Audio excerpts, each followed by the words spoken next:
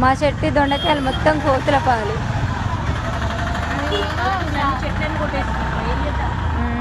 ఒక కూట వచ్చింది కదా.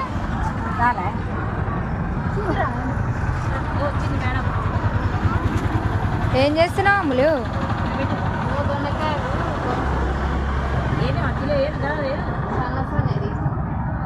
అమ్మో ఈరోజు మామూలు అయితే అస్సలు చెప్పి తింటలేదు.